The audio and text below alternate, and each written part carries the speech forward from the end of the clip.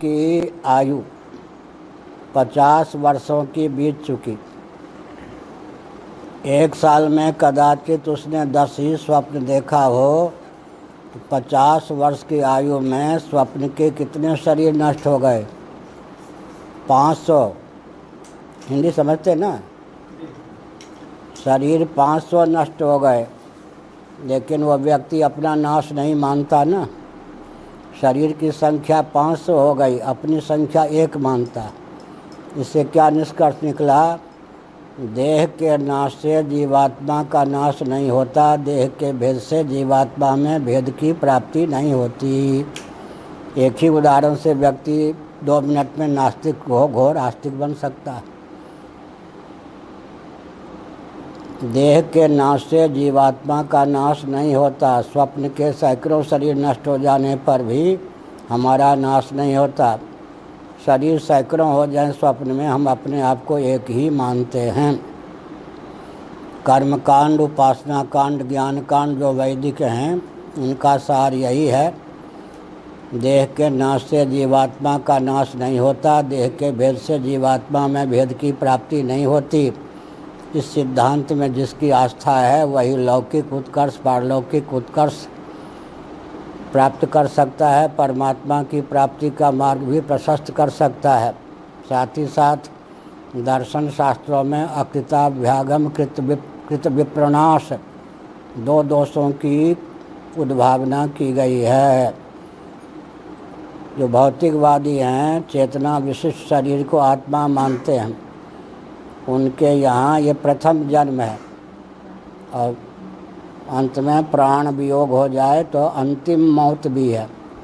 एक ही बार जीव का जन्म और एक ही बार मौत भौतिकवादी स्वीकार करते हैं। उसका खंडन किया गया है दर्शन शास्त्रों में।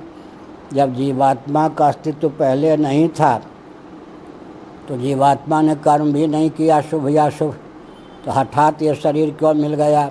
कोई मनुष्य के शरीर में कोई स्त्री, कोई पुरुष, कोई पशु, कोई पक्षी, कोई वृक्ष, कीड़े मकोड़े, कोई गंधर्व, कोई देवता, कोई असुर, ये सब विलक्षणता क्यों है? इसलिए अकृताभ्यागम, बिना कर्म के ही फल प्राप्त हुआ, ये संभव नहीं है। इसलिए पूर्व जन्म की सिद्धि होती है। एक जीव में ऐसी क्षमता नहीं है कि एक ही जीवन में जितने शुभ और अशुभ कर्मों को कर लेता है, उन सब कर्मों का फल भोग करके ही देह त्याग कर सके। ऐसी क्षमता अगर किसी जीव में होती तो यह जन्म ही क्यों होता? यह जन्म सिद्ध करता है डंके की चोट से कि एक जीव एक जन्म में जितने शुभाशुभ कर्मों को कर लेता है, उन सब का फल भोग कर देह त्याग कर ही नहीं सकता। इसलिए इस जीवन में जितना कर्म होता है, सबका फल भोग करके हम देह त्याग कर नहीं सकते। तो बाकी जो कर्म हैं वो बिना भोग दिए नष्ट हो जाएंगे। कृत विप्रनाश या कृत नाश इसका नाम है। तो देह को ही आत्मा मानने पर, पूर्व जन्म पुनर्जन्म न मानने पर अकृताभ्यागम कृत विप्रनाश नामक 2 दोषों की प्राप्ति होती है। अब स्वप्न के 3 शरीर की कल्पना करो। सोमवार को एक स्वप्न हुआ, मंगलवार को एक स्वप्न हुआ, बुधवार को एक स्वप्न हुआ। तो मंगलवार का जो स्वप्न हुआ उसमें जो व्यवहार संचालन के लिए शरीर प्राप्त हुआ, उसकी दृष्टि से सोमवार के शरीर को क्या कहेंगे? पूर्व जन्म। अब बुधवार के शरीर को क्या कहेंगे? पुनर्जन्म।